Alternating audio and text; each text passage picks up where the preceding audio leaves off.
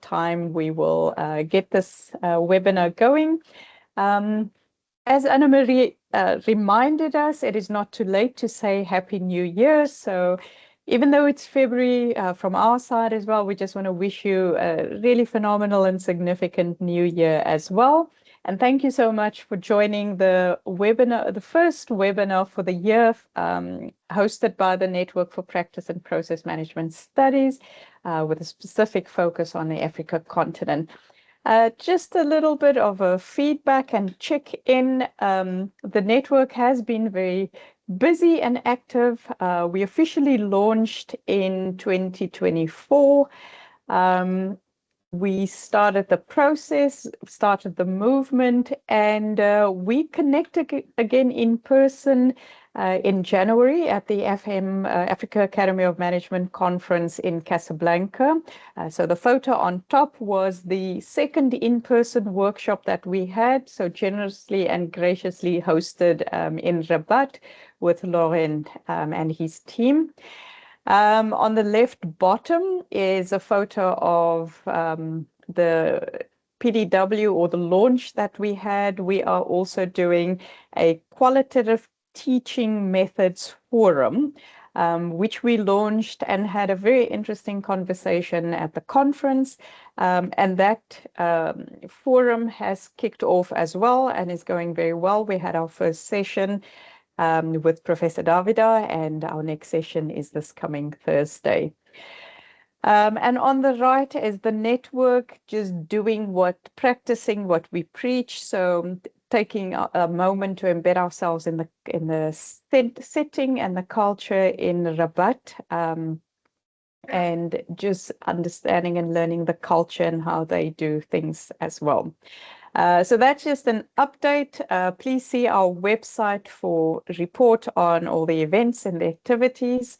There is also our latest video that just gives you a summary on what the web network does and what we've done so far and what our hopes and dreams are. Now, one of our strategic goals is, or two of our strategic goals that we address through these webinars is twofold. One is to build capacity. So we host these webinars to share.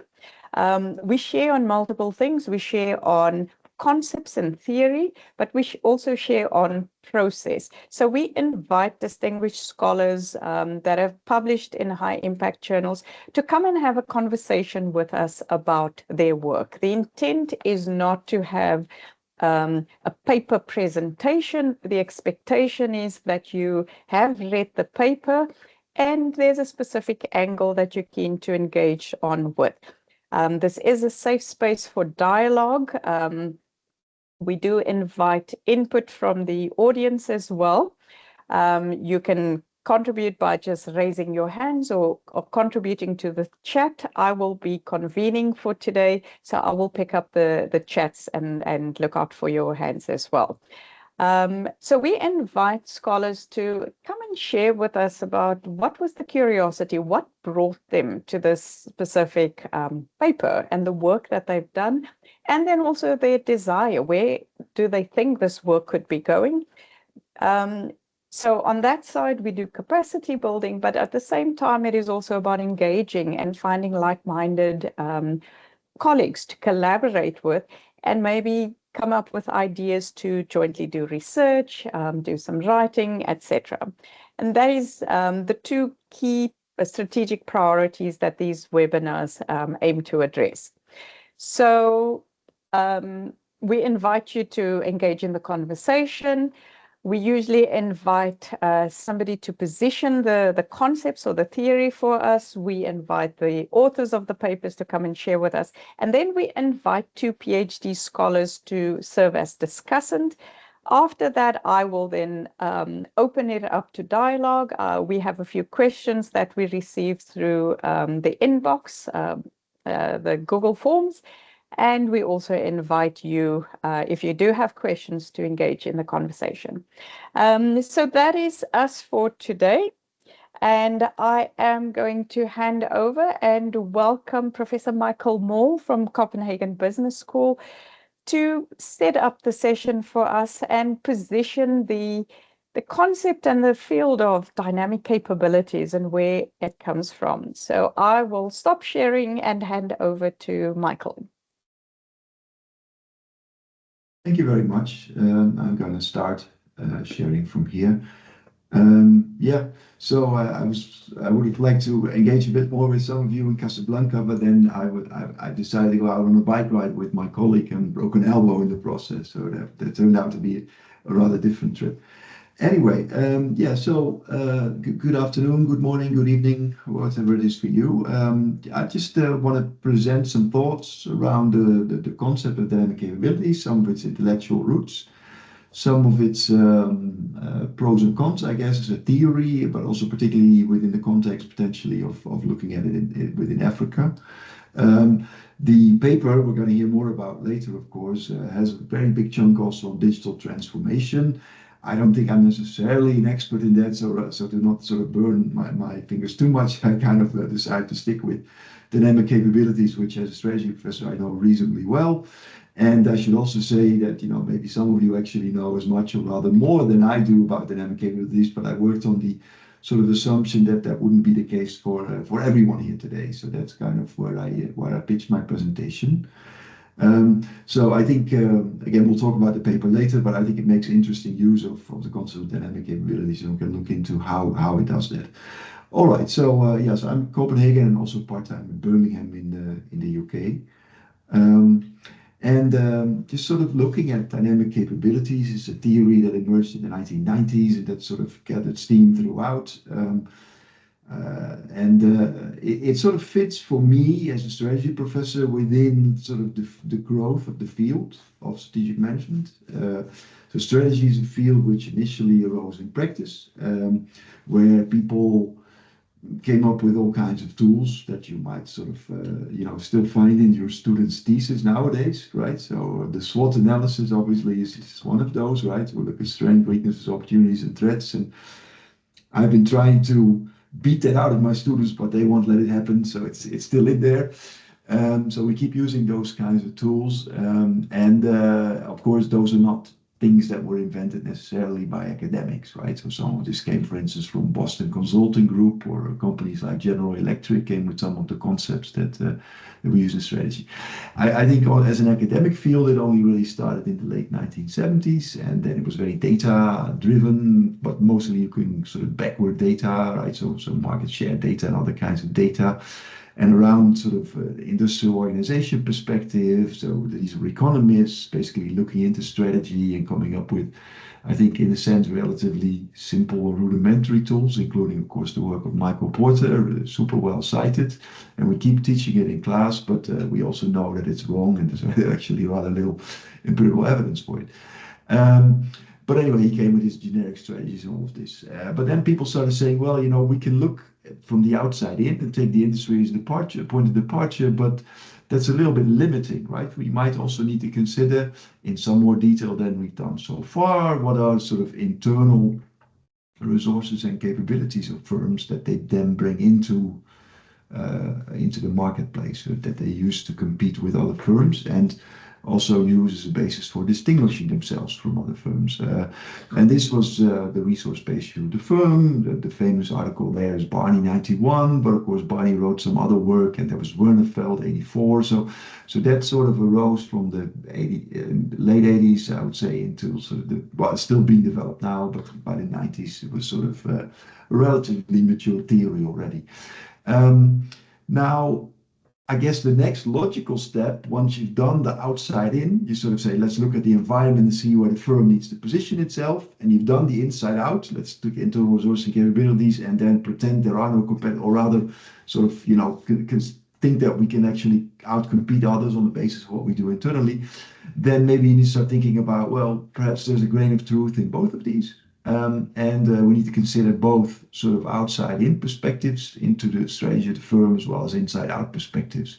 In other words, we think about environment and firm simultaneously. And that's kind of where I see the primary contribution, in a sense, of the dynamic capabilities perspective. And the initial article that I just looked it up on Google Scholar now, the one with the 64,000 citations, is Thies Pisano Schwen, 97. Actually, the article was written in the early 90s, and it was already cited hundreds, I think thousands of times, perhaps by the time it actually came out as an article in Strategic Management Journal. But they look at dynamic capabilities as the firm's ability to integrate, build, and reconfigure internal and external competences to address rapidly changing environments. Now, others have given slightly different definitions, Kathy Eisenhardt, for instance, and also others. But it's roughly this, right? That you simultaneously consider the dynamic environment and the firm's responses to that environment in terms of reconfiguring its resource and capability base. Yeah, as I noted, there's a bunch of other work that has developed this further.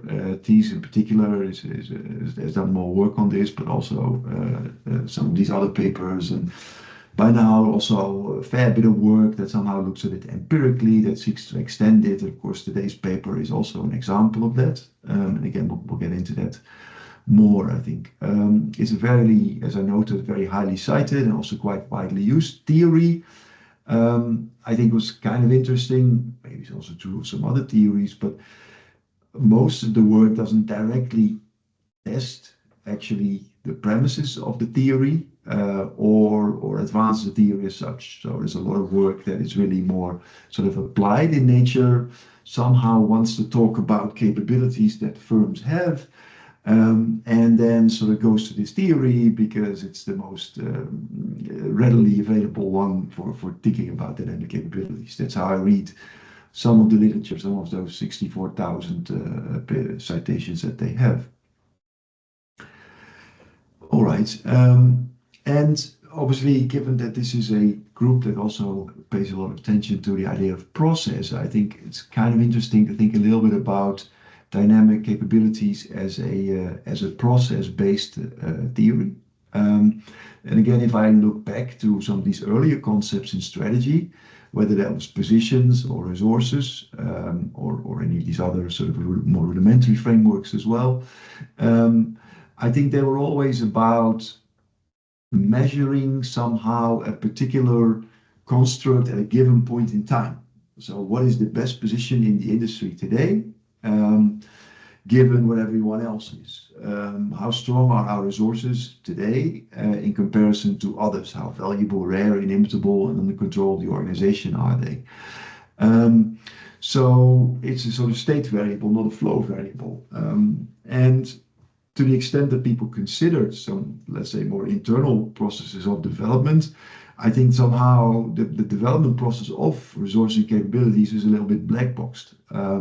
So you see, for instance, in the work from Dirks and Cole, where they talk about asset accumulation and sort of diseconomies in doing that, right? So how you need to spread it out over longer periods of time. That there isn't really a very advanced model of how you actually do this.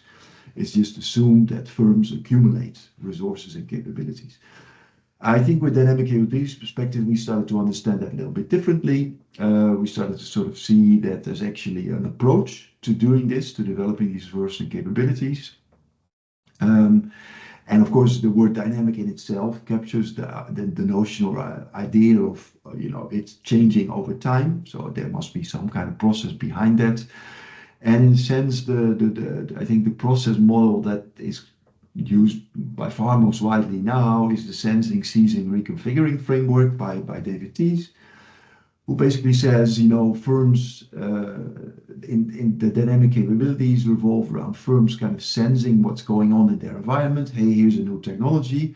Or the government, maybe in South Africa, as we're going to get to discuss in this paper, is changing somehow the regulation. So there's institutional changes. So this in itself might present opportunities. So we're going to try to seize these opportunities.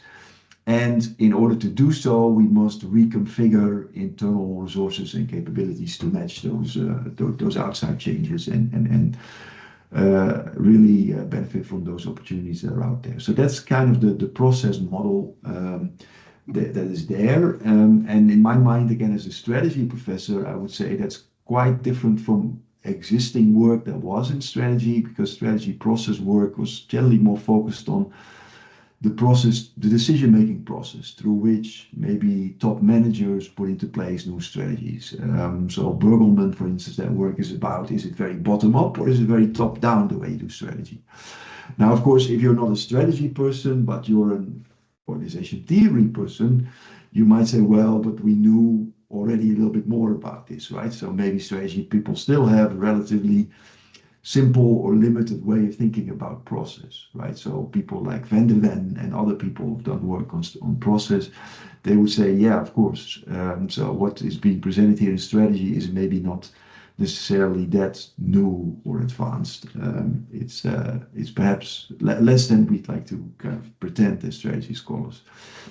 We could talk all day long about barriers between fields, but this is clearly one of them. Yeah, right. So just sort of in terms of evaluating this theory, there's a few kind of problems with it, I think, that have been brought out by other people. So one, which has also been sort of thrown at resource-based view of the firm, is the idea of the tautology, right? So in the way that it's linked to success. So you kind of sort of ask the question, how do capabilities affect performance? You say, well, these and these capabilities affect performance. And then you kind of actually, what happens is you take the performance and from there, you kind of go back to the capabilities. You're kind of walking around in circles in a sense. So that's more of a conceptual issue. I would also argue, again, looking at the broader literature, can we identify and empirically measure these dynamic capabilities very well, very easily? Is it a very testable approach? I'd be curious also how people see that in the context of a paper we're discussing later today. And a final thing that sort of annoys me, I guess, maybe, not everyone's annoyances are the same, but one of mine is surely that when I first read that paper, I thought, okay, dynamic capabilities, that's the holy grail for a firm, right? And I read that paper around about the time that it came out, because that's when I started my PhD. And if you look into literature now, it seems that every firm has tons of dynamic capabilities, as opposed to dynamic capabilities being super rare, right? So it's something also about the commoditization of the idea of a dynamic capability. And many people now sort of say that research and development, for instance, is always a dynamic capability, or for every firm anywhere in the world, right? That seems to maybe suggest something about how it's developed and how it's kind of been commodified. Okay, sorry, and then my sort of final slide. I've done some work on Africa, done some research there. Just a few thoughts on to what extent and in what ways is this a useful theory for thinking about firms and strategies within Africa? I mean, I think it's not so much to do with the idea of resources and capabilities. I think we can readily accept that those things are there and that they matter, and also that the fit between the resources and capabilities of the firm and its competitive environment, that matters. That there somehow needs to be some matching process there, which is kind of what dynamic capabilities at heart, again, in my mind does. I think also this idea of the process of sensing, seizing, and reconfiguring is something that makes a lot of intuitive sense. So if you kind of ask, okay, well, how do you do this? You might land at something like this. So I'm kind of okay with that in a sense. But I think what is problematic with this theory, but also with all the other strategy theories, and I also do some international business work. So if I put that hat on for a moment now, I sort of say, well, these theories, they all appear to pretend that institutions, whether they are formal institutions like the rules of law, or whether they're more informal institutions, might be culture, it might also be tribal aspects, for instance, that we find certainly in large parts of Africa, that these things don't maybe even exist, but to the extent that they exist, that they don't really matter. And of course, that is a very kind of mistaken and narrow view of the world, right? So without thinking through institutions and the importance of institutions, I don't think you can properly understand strategies developed by firms and also their effectiveness. So the absence of institutions in this theory, I think, is problematic. And again, like with any theory, there are often some attempts to bring institutions in after the fact. But I think that's a bit problematic to do that, I think, right? The other thing I would argue is that, it seems to have a very narrow objective function here. Firms are basically profit maximizers, and that's all they do.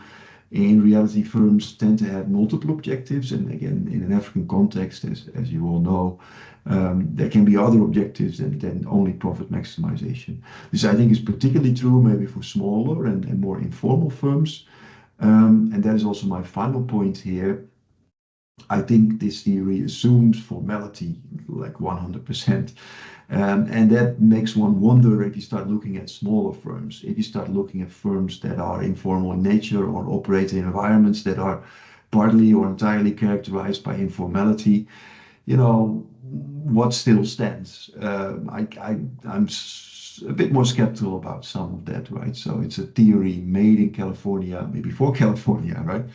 That makes me think about Red Hot Chili Peppers. I will stop there. Thank you for your attention, and I'll take any questions and comments, of course. Thank you so much, Michael. For me, as a non-strategy scholar, it really helped me step into the conversation. I think it was very useful. I think before we hand over to Thomas, I'll just give an opportunity if there's anyone in the audience that have a specific question on the broader strategy theory and dynamic capabilities to Michael. Please feel free, raise your hands, unmute. Just or put it in the chat if you're a bit shy to speak up. I think that was such a useful positioning. So for those that are new to the format, this is usually how we set it up, also just to expand our knowledge of different theoretical concepts. I am not seeing any hands or questions. Mira, are you okay? Anything from you? Okay, then I will invite Prof. Thomas Anning Dorson from Wits Business School in Johannesburg, South Africa. He's joining us today to talk about the paper and reflect on the paper. So where is Thomas? Is he here? Oh, there's so many people. I've got 3 screens now, so I have to scroll. There is Thomas. Wonderful. Thank you so much. Would you like me to share your slides, or do you want to share on your side? Please share. Okay, let me just share. My apologies. I have no idea where my mouse is going. There we go. Alrighty, can you see the screen? Yes, I can see it. And thanks very much. This is a great opportunity for me and my co-authors to share. So my school is School of Business Sciences. Yes, as you can see here. It's a bit different from the business school, even though I teach at the business school. This is a bit business. And I want to give you a very warm good afternoon, good evening, wherever you are, or good morning. Like I said, it's a great opportunity to share my reflections on this particular journey. It's been rewarding, but super challenging as well. I want to dive straight into the very main issues that made us want to do this particular research. So let me start from the real beginning. So because this paper didn't really begin as a grand theory project. It began as a supervision. So I had an MBA student who is the second author. So Faiza she still is a data analyst by training. So I told her very directly when she wanted me to work with her on an MBA research project that don't pick any generic marketing topic or data analytic topic. Study something that sits in your hands every day, something that you can go on with. So where you can see the data, where you can see the work, and see the frustrations as well. So I told her, start with something that in your day-to-day, what's a bit more challenging for you and how things are unfolding in your very eyes. So she chose to study the use of big data in marketing. So that's where we started from, big data in marketing. Now, what was interesting is the problem. So, and the problem was not whether firms can generate data. In fact, they can and they do.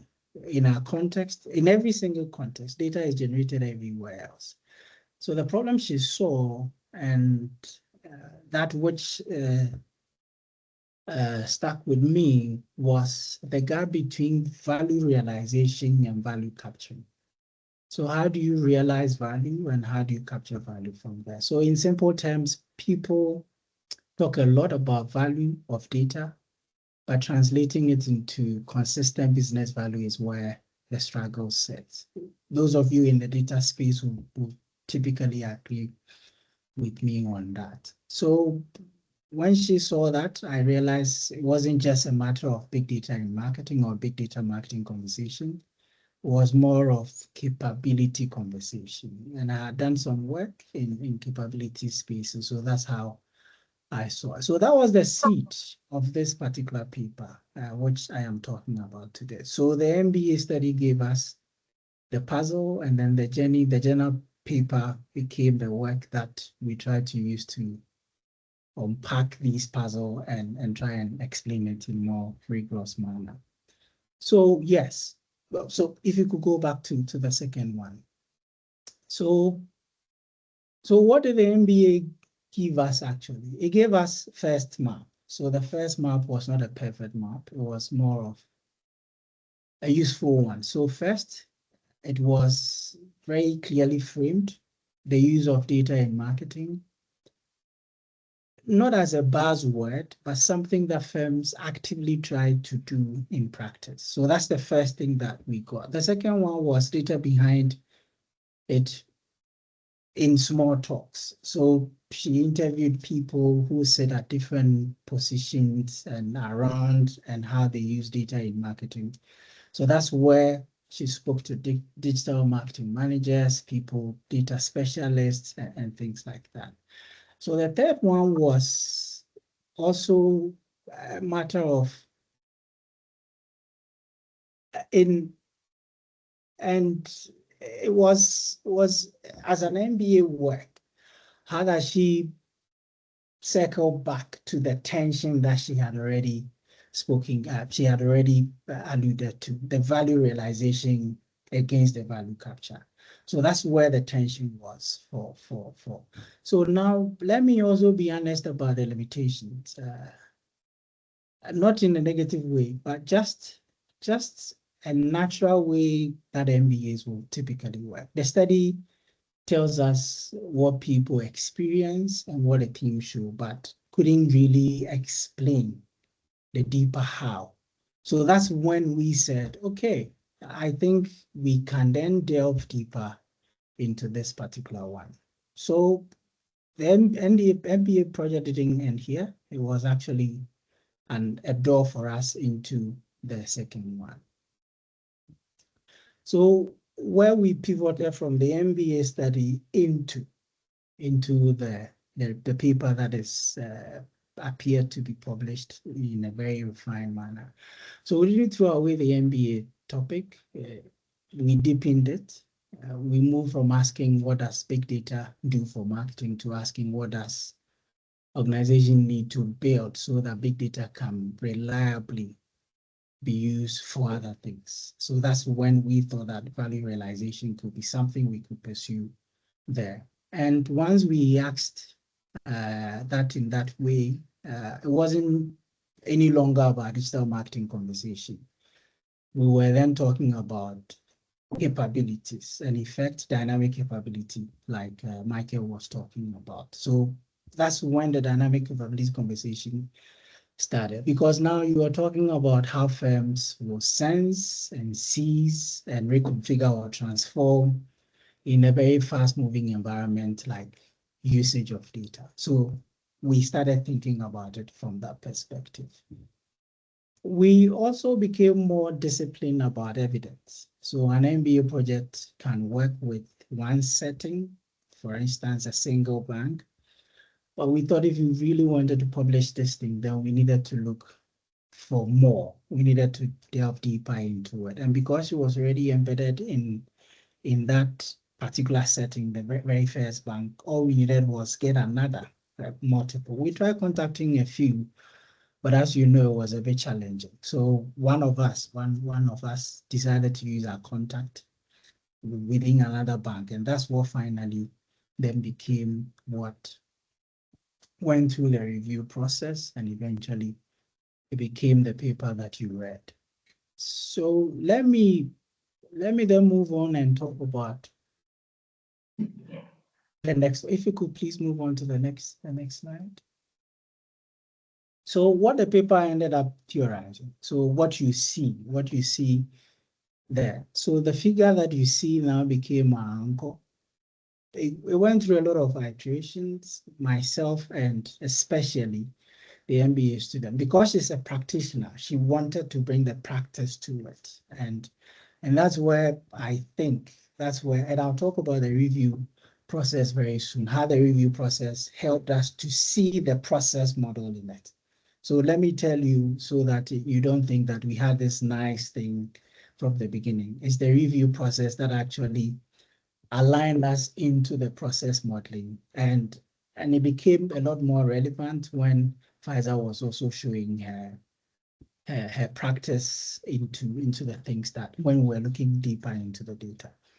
So on the left, you see 5 clusters, which is the development practices that you see in there. I'm not going to delve deeper into it. So it's more about cultivating data-driven culture, adapting infrastructure, cross-functional integration, leadership engagement, which we thought was very, very important, especially in our context, because if you do not have leadership, then it becomes very difficult. And then subsequently issues of governance.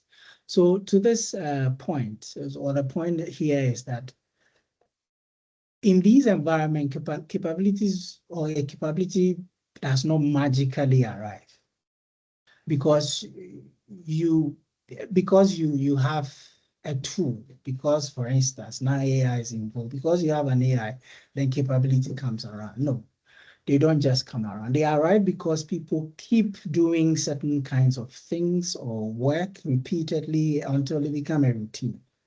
So that's how we started seeing things. And in the middle box, you also see the core capabilities, data integration, synthesis, in terms of real-time insight generation, and then the agility in terms of marketing execution. So that's what we saw there. On the right is the deployment. So the deployment is more how the practices will then happen. Because of time, I will leave it so that if question time, then I'll be able to then push it. So I just want to discuss the 3 rounds. So if you could please move on to the next slide for me. And this is where the paper was actually made. And it was made through robust review process. I'm saying this because we may have PhD students or early career researchers, or even researchers from this continent. And I want to be honest, this is part of something that we must start thinking, especially those who are working from Africa or based on this particular continent. So in terms of round 1, the crux of the review was more about, and I'm trying to summarize the exact comment, and I put a note here. It was like, your argument is not yet disciplined enough. One comment that hit so hard was that he often read like a list of things that were just signposting or without any sufficient signposting. And another one, and I'm trying to pick these things so that you know how hard it is, especially round 1. Another one was, this is black boxing rather than anything that explains any other thing. So what did we do with this particular one? Let's comment, the round one. So we had to rebuild the flow. So we added a sort of an analytical bridge because that's what was missing at the first round. But we were very grateful that they could see something in there and they were giving us the opportunity. It wasn't stated by the AE or the editor explicitly, but we thought it was that kind of revision where I think editors will probably call it risky revision. Because it was going to turn the entire paper on its head. That's not how we had envisaged it, and things were turning on its head. So we turned the findings into some integrated narrative rather than just set of themes, because that's what we had.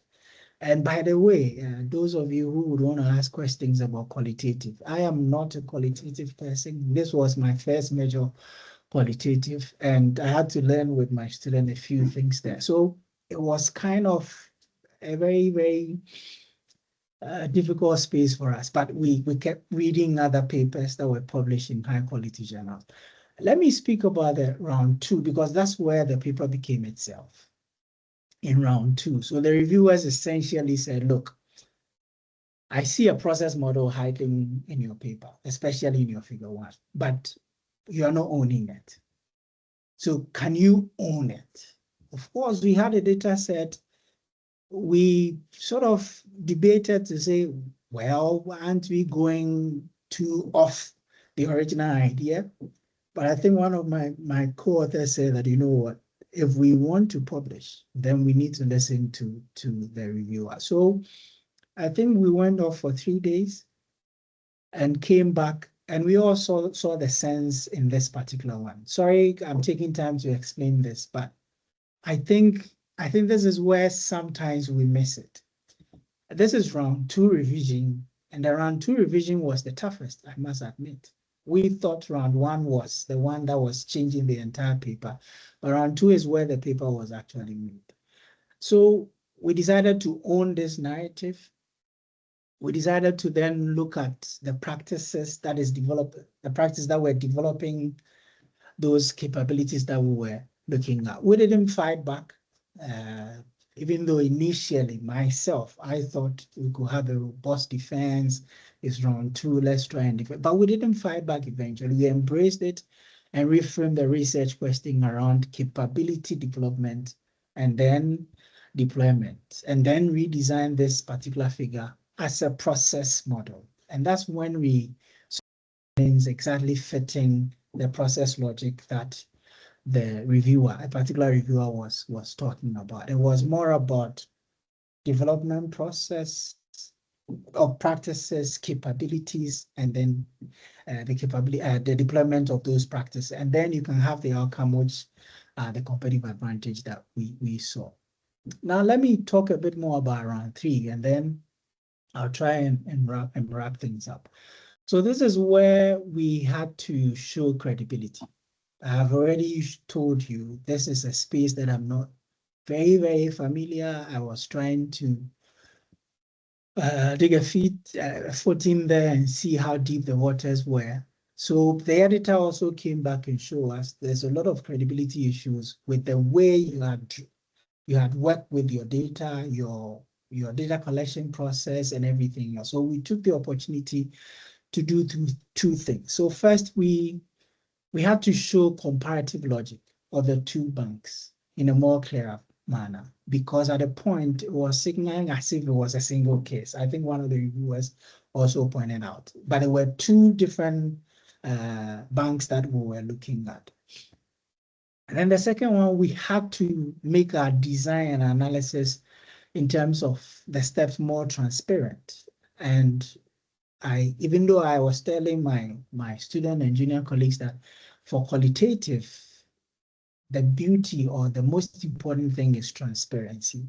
I was struggling at this point, but round three gave us the opportunity to be a lot more transparent in the process that we collected our paper. I'm saying this so that if you had any rough paper where there are issues with your transparency, or if you've received a reviewer comment that is questioning you on that, it is just an opportunity to come clean on how things unfolded.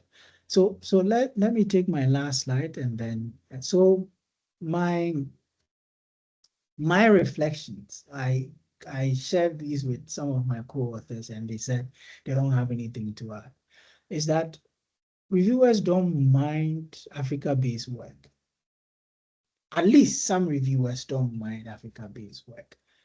What they mind is when Africa sits in the paper, in the background of the paper as a backdrop, and not bringing Africa to the fore. As you can see, we tried to pitch the paper as developing capabilities in a context where there's not abundance of resources, but resources highly constrained. If you consider the bank on this continent against any of the top banks in America or in Europe, then you will see what I'm talking about. We also contrasted one down south in Southern Africa, and then one that is dominant in West Africa, where the resource envelopes are not the envelope is not the same. So that's what I just want to say, that we should try and bring Africa to the fore, because Africa can become a context where theory can begin from because of our uniqueness, but we still have to make a case for it. I personally think that we probably didn't hammer that so well in this particular paper, but that's also an opportunity for others to go in there. So the second one was, if your paper is capability-based, you have to resist the temptation to produce published framework that still reads like a shopping list. I told you about round one. You do themes and then they become a shopping list. There's no coherence. There's no real thread that is connecting. I still receive reviews like that. And I'm gradually learning that it's more shopping list than signaling anything that is a lot more tangible. The third one is that, which probably is the biggest intellectual upgrade, was treating the model as a process model. And I must give thanks to those reviewers who alerted us to start thinking along that line. And I can tell you, the second author, my BMBA student, after writing this particular paper, has started using this within team sessions and then trying to let them appreciate the findings that we had. So in our case, it was capability development practices, the capability themselves, the development or the deployment of those practices, and then those things leading to those outcomes. If time permits me, I had two questions that I think people can think about. So in my notes, I say, if we take the process view seriously, should we still talk about the data-driven dynamic capability primarily as a capability, or should we be theorizing it more explicitly as bundle of organizational practices that continuously produce capability effect? That is still a question that we are still grappling with, and others can also delve deeper into it. And the second question is, which constraints in African banking should we theorize as a lot more generative, shaping distinctive practices, and which constraints are simply boundary conditions? Because as you can see in our figure one, we decided to include some contextual factors that could be boundary conditions. So that's me, and I really look forward to pushing this a bit further in this discussion. Thank you very much. Thank you very much. Thank you. I am so sorry. I'm looking for my mute button. Thomas, thank you very, very much. That was absolutely amazing, positioning it so well. And I loved how you took us through your journey and being authentic, telling the story of evolution. I especially loved you leaving us with those two powerful questions. So if Professor Michael is still on, I definitely would want to tap on his side as well around that conversation. So we are going to loop back. So I want you to hold, if you can even put those questions in the chat, just so people can have it front of mind.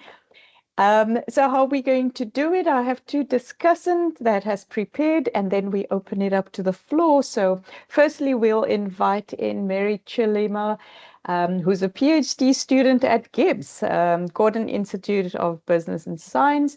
And she studies in bias strategies in market filled with institutional void. So Mary, can I hand over to you?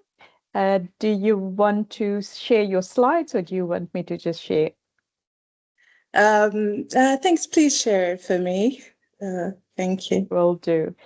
The floor is yours, Mary.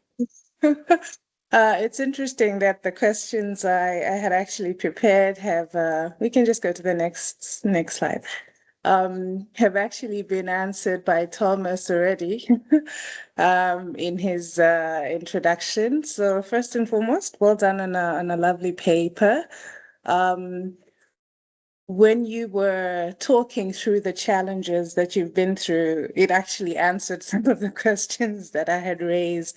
For example, I was unclear why you had limited it to just 2 banks, for instance, because I thought that was that enough to base a whole process model on, to say the output from 2 banks. And also your sampling criteria was interesting because you were speaking to people from head office, and I thought that maybe the paper would have benefited a bit more if it had come from people within the countries of interest, just to see whether they actually do have this competitive advantage that's coming out from these dynamic capabilities that seem to have come up.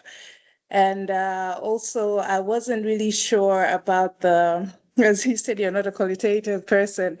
I tend to lean towards critical realism myself, and I thought that the study would have been better placed in that philosophy, especially because you're looking at a process model. And what else did I see that you haven't answered already?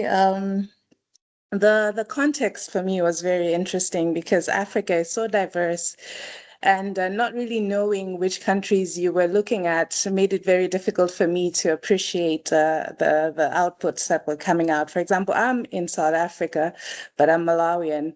And there are banks that are in Malawi and also here in South Africa, but I struggled to reconcile them having one generic strategy for the South African market as well as the Malawian market. And I would have loved maybe a bit more context on the countries that you were looking at. And lastly, just listening to you now, I'm thinking, do we lose the Africanicity of the study through the review process? Because it seems that you had to evolve quite a lot from what you originally started. And you mentioned that you had a shopping list that came out of your grounded theory methodology, which I would think is a premise for a good theory. And maybe by diluting it or bringing it down to this framework, it's now become something that's applicable across and doesn't feel African per se. So I don't know if I'm clear on that. I can always come back later, but yeah, but looking at that, that's what I had to share. Thanks. Thank you so much, Mary, and well done on your reflections on the paper as well. Thomas, anything specific at this point you would like to reflect on with Mary or respond to? So I think because it's qualitative, we promise anonymity. There are a few banks that have that kind of coverage on the continent, so we decided to keep them, and we promised that we're going to keep the names out there. We could have, but first of all, because it wasn't raised as a major concern in the review process, we also thought there's no need. I do not think the Africanacity was really lost. I think it came up a lot more strongly. I am also interested in voids, so capability development in those voids were probably where I was coming from. But but the process model made the paper a lot more relevant, because initially we were struggling to position the paper, but we sent it anyway, that hoping that the review process will still help us to be able to position it. If you read, I think in one of the sessions, we decided to talk about the resource constrained nature of this particular context. And one of my co-authors said that, yes, but we are talking about banks. Some of the banks, almost the two banks, all of them are listed in one stock exchange or the other. So they may have resources. But I also insisted that we need to bring the Africa context in to show that you can't compare a bank operating on this continent compared to JP Morgan or any other. The balance sheets and everything are not the same. So I don't think it really got lost. Maybe we can dig deeper into the data set and also see how we can start crafting along that one. I agree with you that focusing at the HQ alone, it's not necessarily the best way forward, but we wanted to look at it from the strategy point of view. So we were thinking that if a bank strategy is to develop these capabilities and deploy them and achieve a certain end, then we should be speaking to the people sitting at the top. What we have seen on this continent, the banking, retail banking space, is that even though there are nuances, a lot of the things are driven by HQ.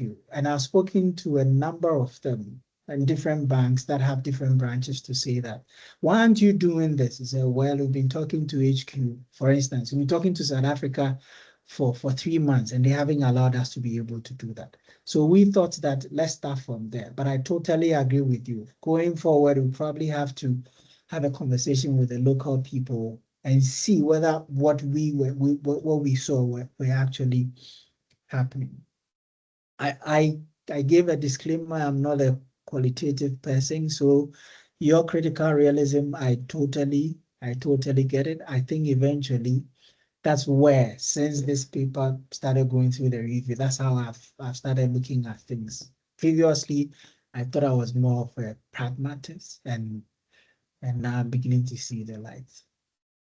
Thank you.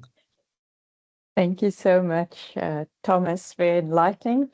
Let's invite Danny, who doesn't want to use her beautiful name. Danny Matsunya from University of Pretoria, also a PhD candidate.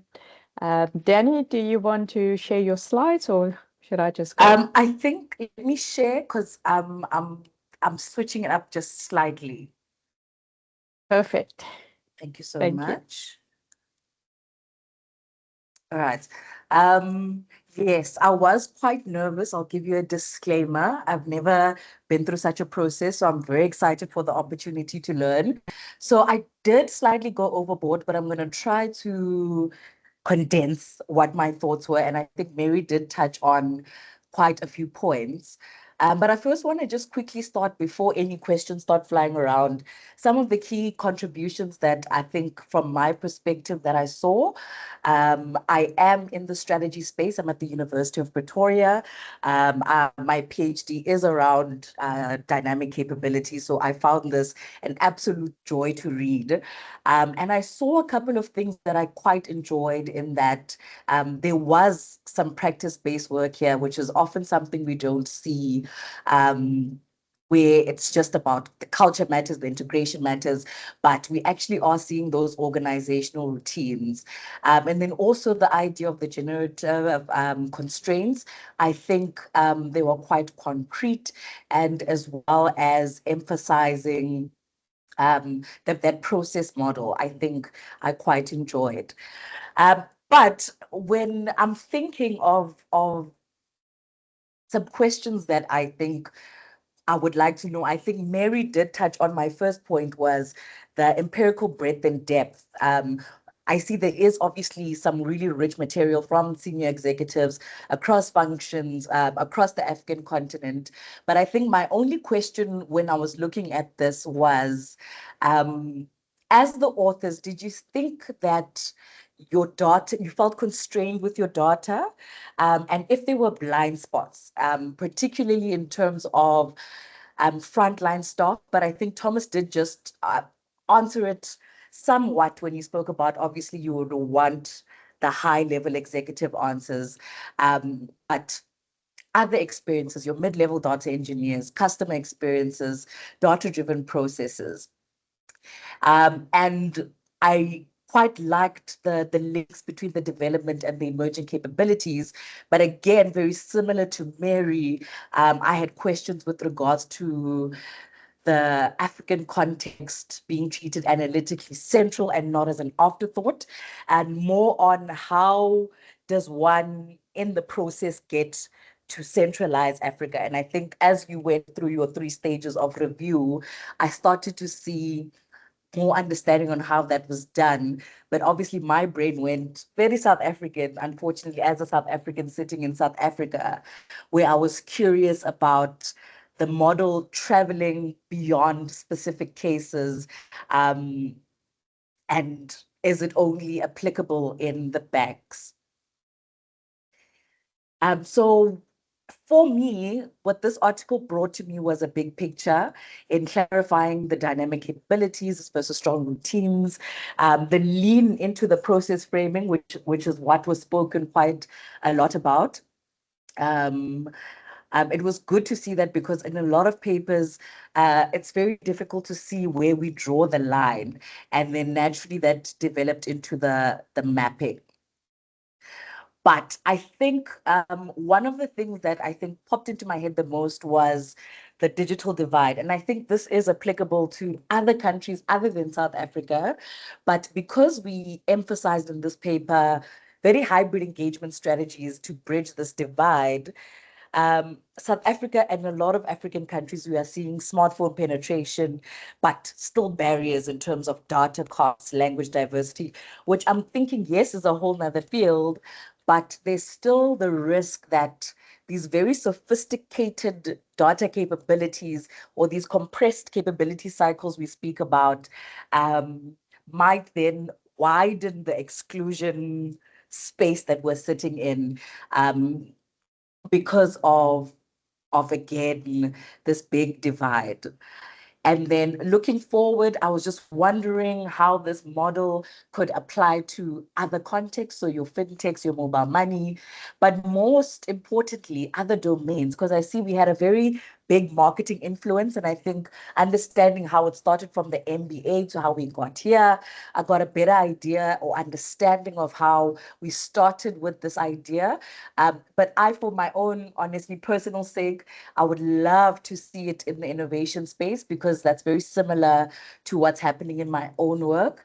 And other spaces that you see strategy needs some reinforcement, your ESG, your green finance, so on and so forth.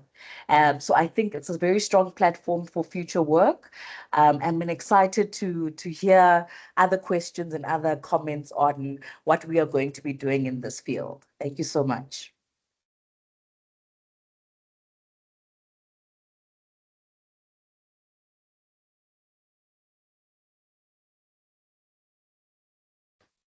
You're muted, so we cannot hear you.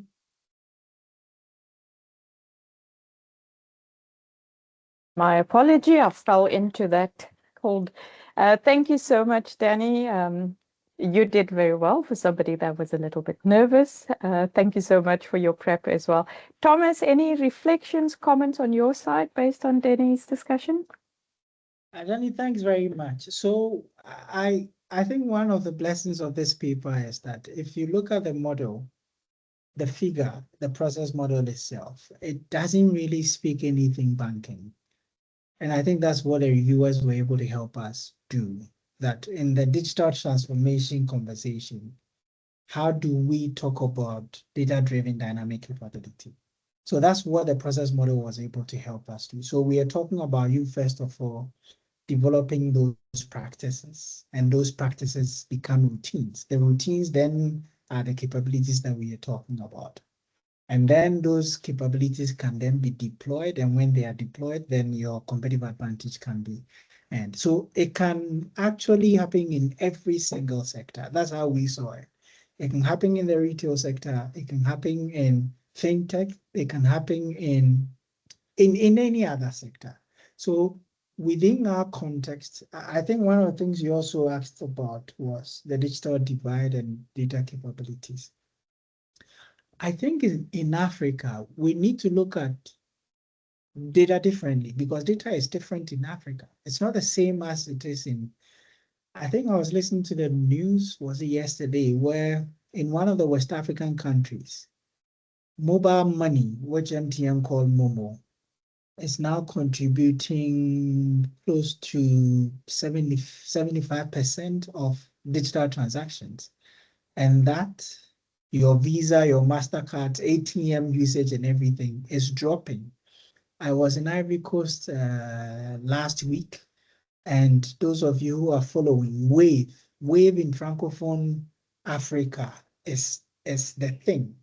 People don't use your Visas or your MasterCards or any of those things. So that's how we see data. So utilization. So you go and the person who, in fact, those who are hawking on the streets have their QR code that you can scan and pay via Wave.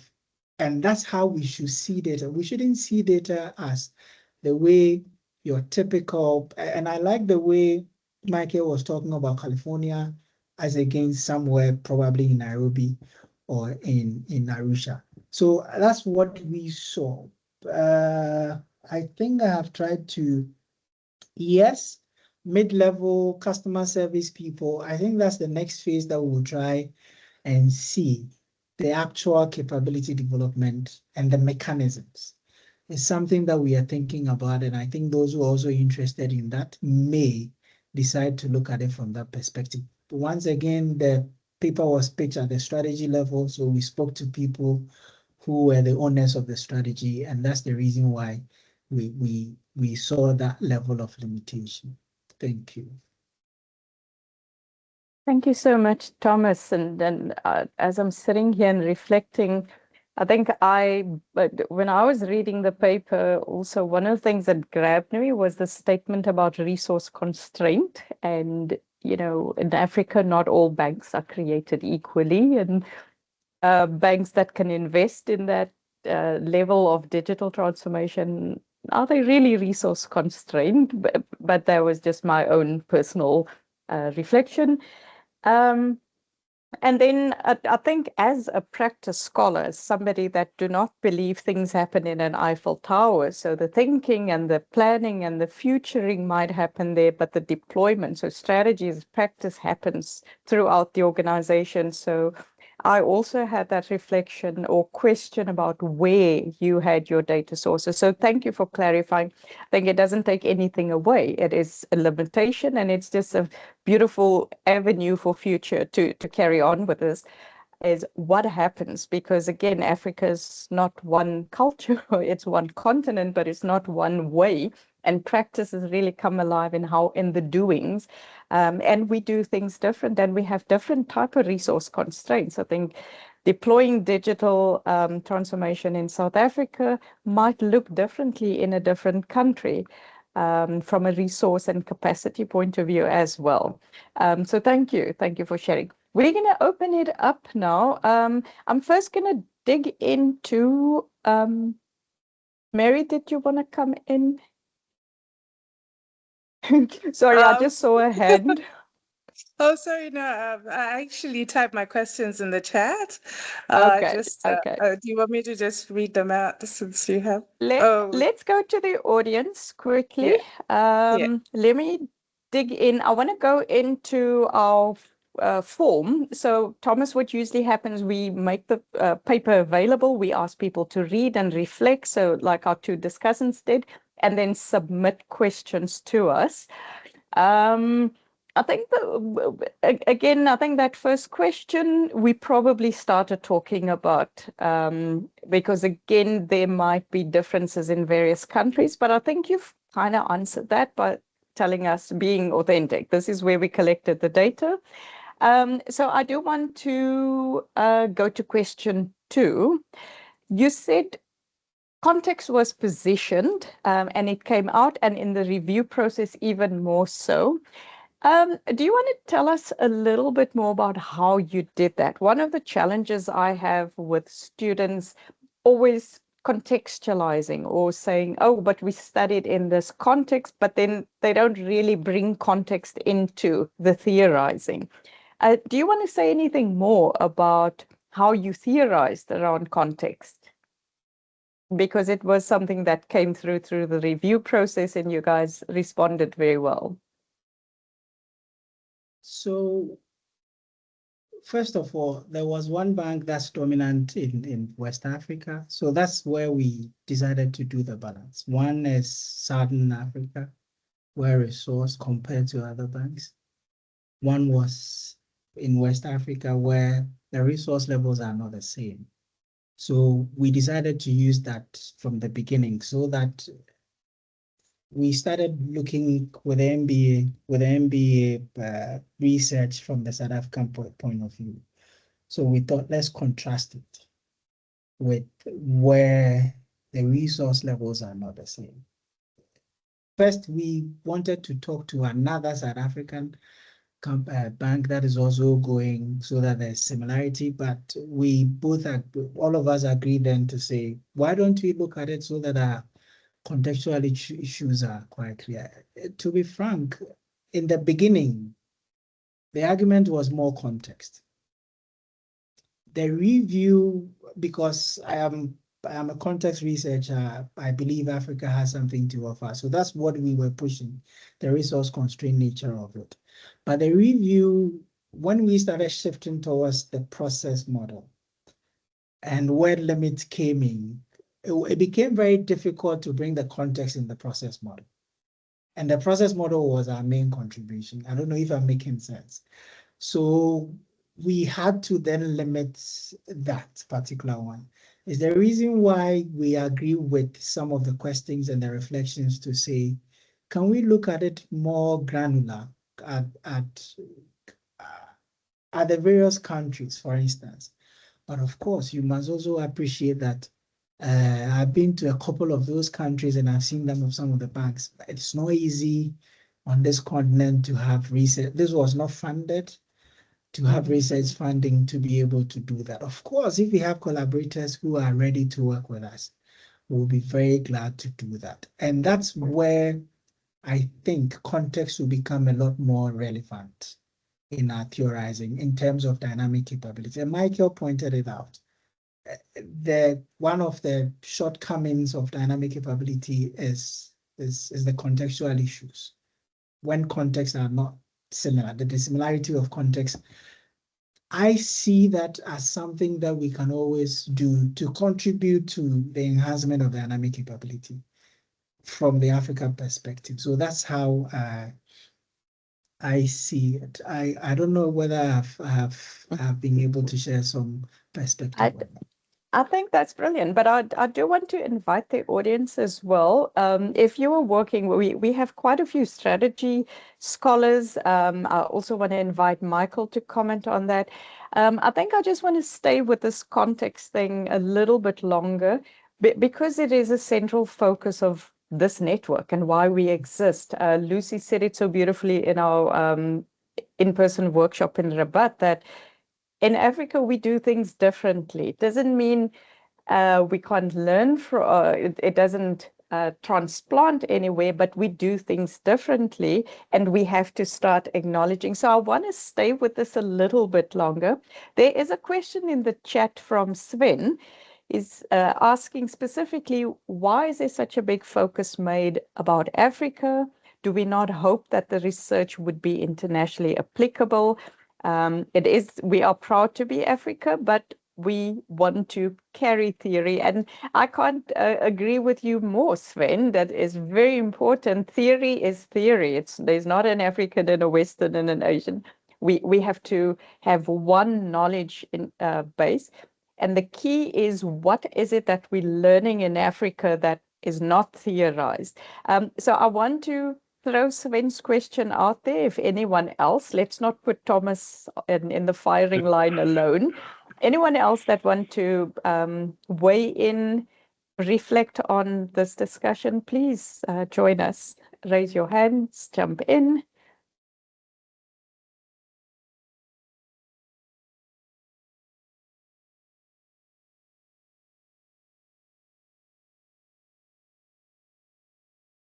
Oh, I see a lot of scholars that I look up to. I don't want to mention their names. I was happy. I also didn't want to mention their names. I don't want to put them on the spot, but I know there's really significant authors sitting here in this room. Michael, any reflections on your side? There we go. Oh, there's Sven. Hi, Professor. Thank you, and Professor Thomas. Thank you for that. Perhaps just a little background. I'm a practitioner. I'm a banker. I've studied at Stellenbosch. I did my MBA there. I'm a practitioner. I did my doctorate, my DBA last year. So, and also to Mary, I'm also a critical rationalist, a realist.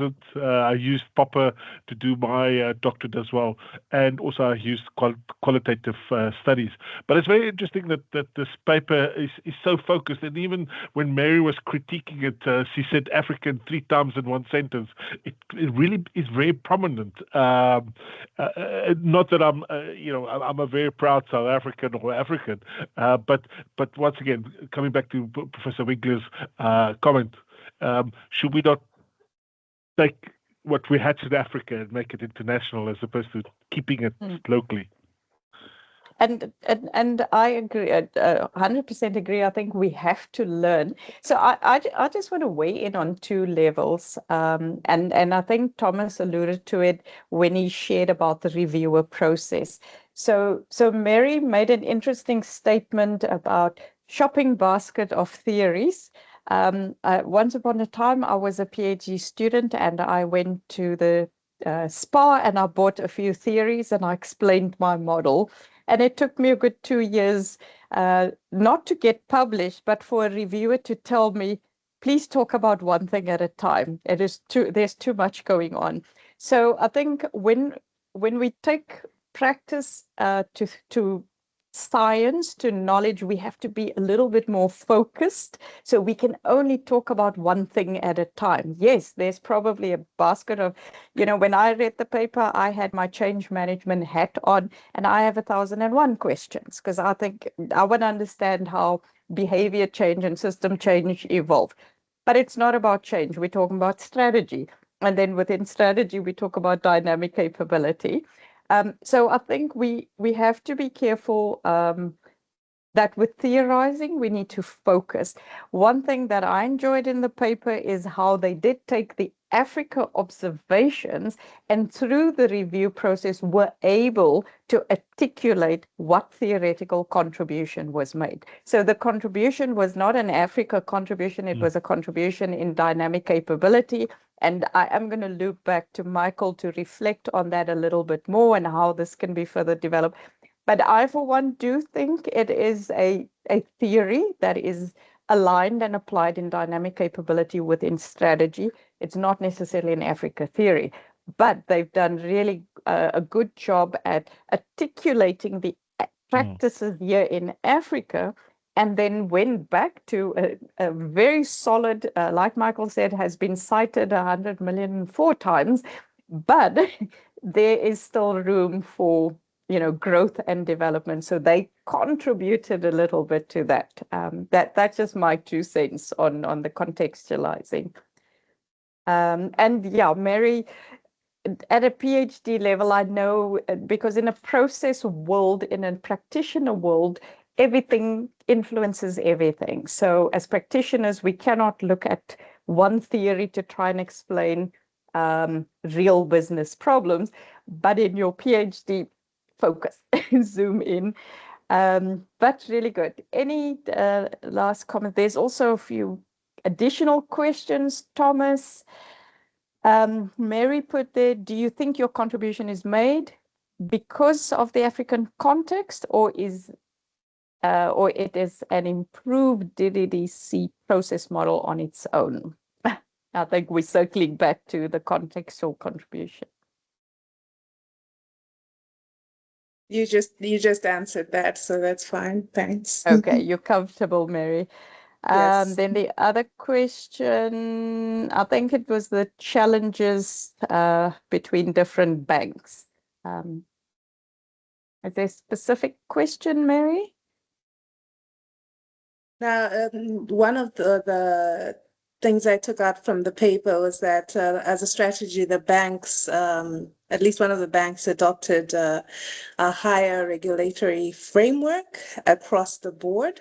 And I was trying to look at it from a practical perspective to say, what are the implications practically? Does it not limit them unnecessarily? And does it really lead to competitive advantage in that case? Yeah.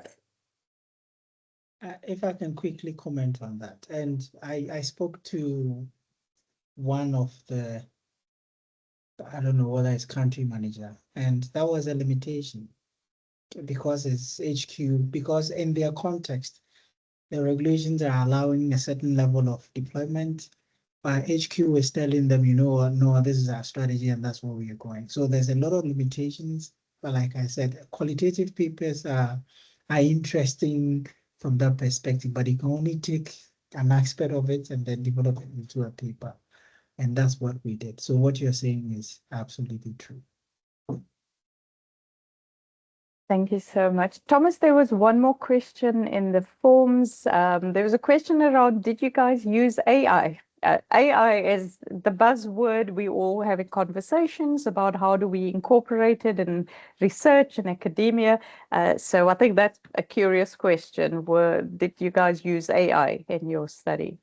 I am just realizing that it's not in the notes, but in our submission, I just checked the very first submission had us acknowledging that it was important. We are not first English language speakers, so we actually stated. I am quite disappointed that I don't know how it disappeared, because in every single paper, we try as much as possible to acknowledge the usage of AI. And what I use is Claude. So let me disclose it here. So Claude was very helpful in the language editing. We had what we could do. Of course, there were a lot of debates amongst the authors in terms of how the AI was changing some of the meanings, but eventually did the review iteration, and we were able to come to something. So sorry, I apologize that it's not found in the other publications that we've done. We clearly stated that.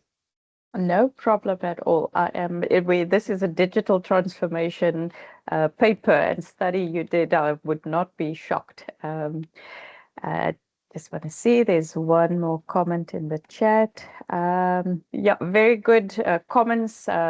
Kudos to yourself, Thomas, and your team.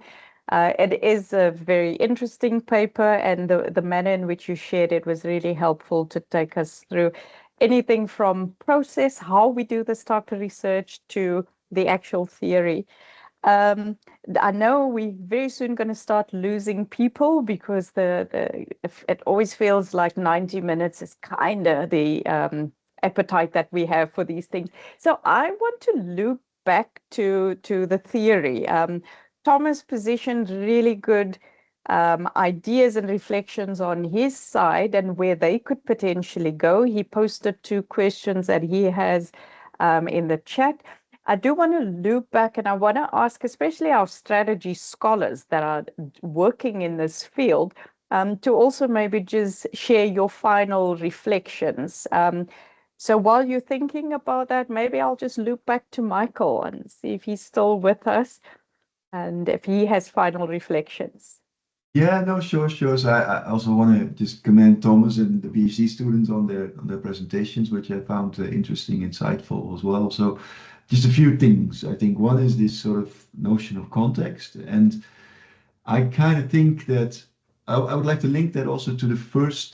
So I think Thomas laid out the revision process quite well. It's not completely atypical, I would say, right? But particularly the first point is interesting, right? So because I think in some ways a lot of papers tend to get rejected because of lack of clarity about the mechanisms, right? So in some ways, and I'm sure you have a very good paper now, but I think you might have been a little bit lucky to kind of sort of survive on that one, because very often you get turned down on that. And I think doing work in the African context makes it maybe even more important that you kind of get this mechanism, that you propose as some kind of mechanism at least, right? That you have some some idea of, well, this is the mechanism we propose to be present and driving these findings that we have in the paper.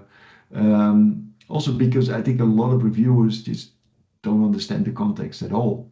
They cannot relate to it. And this is a disadvantage that I think you have as sort of someone working on Africa, but certainly also African scholars. When you bring it to the average reviewer, it's like, you know, they just lack understanding of context completely. I think the other things I wanted to take up is the two questions that Thomas posed there, which I think are quite interesting. So capabilities and practices. And I think it's again this schism between strategy as a field and sort of, let's say, organization theory, where practices are really important and people study practices all the time. In strategy, I think we don't go down from capabilities to practices. We just might think or assume there's something underneath, but maybe we don't want to dig into it, right? So it's a very macro field in many ways, strategy. But of course, you know, capabilities never work unless there are practices through which they actually are enacted. So I think both of these must somehow come into it. But I think if you kind of take a strategy angle, you probably generally don't go down to the level of practice, which is, I think, is a little bit limiting about how strategy scholars typically think about these things. The other thing, I think the other question is also quite interesting. I would sort of bounce that back a little bit, right? So Thomas is sort of saying, you know, well, which constraints are generative and lead to distinctive practices, and which ones are boundary conditions?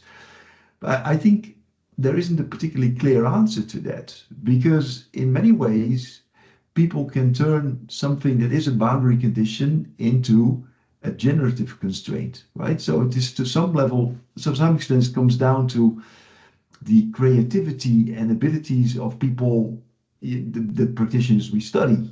And some of them do something with things that you might say are, you know, boundary conditions and you can never do this, but they turn it into something that turns out to become a generative constraint. So I don't know whether it's sort of as sort of black and white in a sense as you're suggesting it is, perhaps. So and also then I don't know whether we can classify them as one or the other. I think it depends on what people do with these constraints down the road, if that makes sense.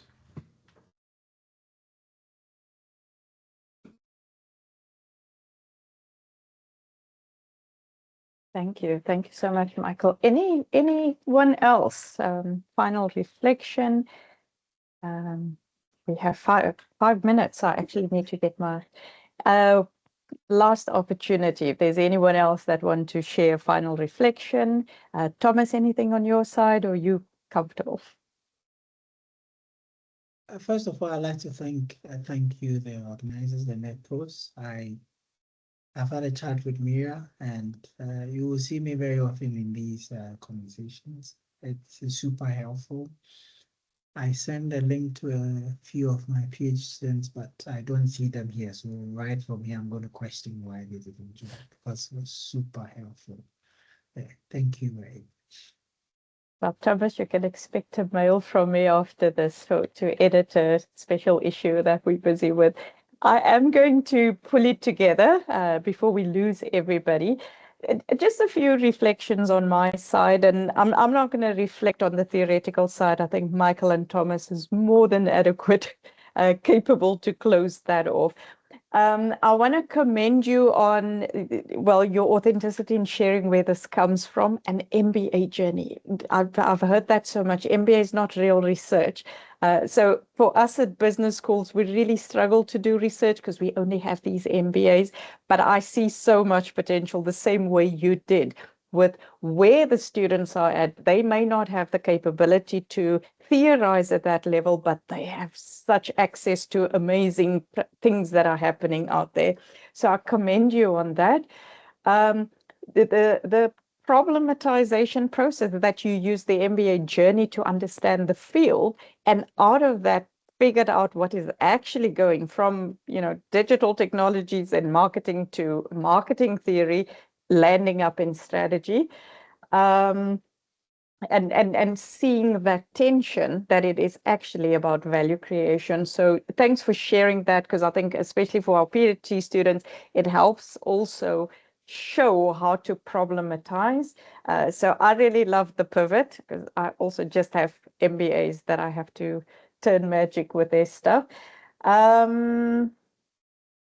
And I also love the pracademic approach, the practitioner-scientist collaboration that is going on here, that you had a student in the field, you had the theoretical lenses, and working together. So you not only made a very good theoretical contribution to the conversation, but you added value in her organization. So the door is open to continue the exploration.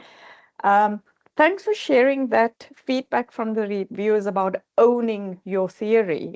Coming back to Lucy's quote about, in Africa, we do things differently. So we have to teach the world. Like Michael said, they don't understand this context. You know, they think it's a lot of animals or it's a beautiful Cape Town. They don't know in between, how do we survive and get things done. It's about time. And back to Mary and Sven, we can't just say things are different. We have to figure out how to theorize those things and then communicate back. So I also take my hat off to the reviewers and the editors that worked with you, alongside you, that we get this paper through.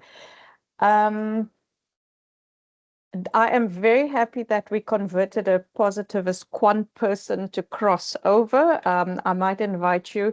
I have a lot of development finance students that come with big data sets, and somewhere in the journey they tell me, but I don't understand how that happens. So they send them to my qualitative class, and then they want to learn how to go do a few interviews. So I'm happy we're converting you to cross over. Yes, and so those are my reflections. I think I shared with Mary the basket of theories problem for most PhDs, trying, especially from a practitioner world, to focus. And when we write papers, write about one thing at a time, even though there's a lot going on, to focus. So from our side, we are incredibly grateful to Michael for positioning this and teaching us a little bit about the background of capability theory. For our audience that have come and showed up, and your participation.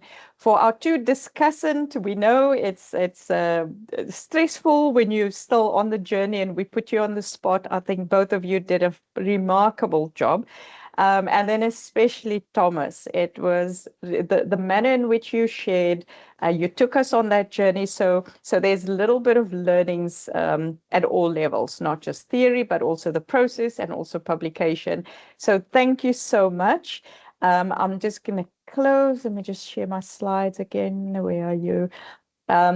So just back to the audience, just reflecting, what is it that you can take away? For some of us that are not in the strategy field, but I had a curiosity, maybe there's something in my field that I am curious about in this study.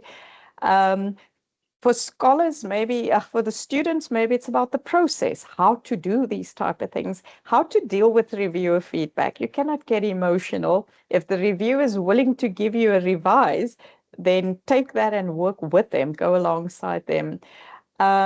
So what are you taking away from this? What possibilities a big aim for the NetprosAfrica group is to build theory from this continent, not Africa theory, but theory from this continent. So how do we go about that as well? And partnering, the other comment I also wanted to make was about the review process. When you're doing papers, phone a friend. So just by being in a network like this, we often partner scholars that are in development phase with very experienced people. So before you even send that paper, you can get a friendly read, and we learn from each other. And then just on at a personal level, to make a pledge. You can also share in the chat if there's anything specific you want to take away. We're always open to feedback, so please join the mailing list. Connect with Mira and myself. Mira had to leave us. She's got a class now, so she had to leave us already. And then we're looking forward. Our next webinar is going to be on the 8th of April with Anna Kim. Absolutely amazing work that she's been doing in Africa. The tea plantations, one of her papers had me in tears, explaining the process that she went through. But we are going to discuss her paper on social impact and the work that she's done in Kenya. So look out for that ad. We'll shortly send a link to register and be in touch. There's no membership fees. You do not have to sign up. You just become part of the movement. So thank you very much, and have a blessed evening and day for those that's still in morning. And we shall see you at the next one. Thanks, everyone. Bye-bye. Bye. Thank you. All right, cheers. Thank you, Thomas. I will be in touch. All right, bye. Bye. Thank you so much.